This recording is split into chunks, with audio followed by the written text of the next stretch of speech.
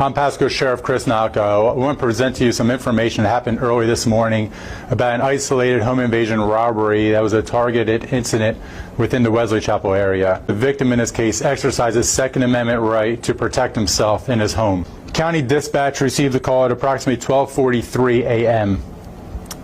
What we have of the incident that occurred prior to that is that the victim was at home by himself. He was playing video games.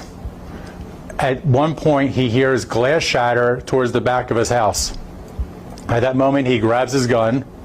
He starts walking down towards this narrow hallway he has. At that point, he sees a suspect. The suspect is wearing a black mask, dark clothing, but pointing a gun towards the end of the hallway, which is at the direction of the victim. The victim fires towards that suspect. That suspect then goes down. Right behind that suspect, as the victim describes, they're stacked down this narrow hallway. The second suspect is also wearing a mask. He has a gun pointed down the hallway towards the victim. The victim fires at that suspect falls.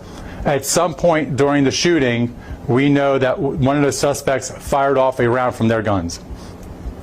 The victim then sees he's already shot at two suspects that came down the hallway. They are down on the ground.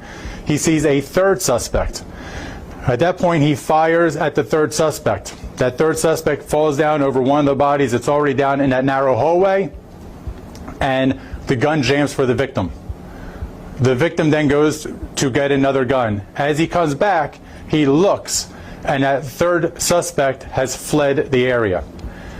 At that point, very shortly after, he gets a call from a neighbor. The neighbor communicates to him that he is holding that third suspect outside the house at gunpoint to make sure he doesn't flee the area. The two suspects that were shot first, suspect number 1 and number 2, succumbed to their injuries and died at the scene. The third suspect was taken to the hospital and he will survive. His name is Jeremiah Trammell. Date of birth 6/30/2001. He is currently going to be charged with 2 counts of second-degree homicide. The reason why he's being charged with 2 degrees of second-degree homicide was because of his role in the robbery where 2 people died.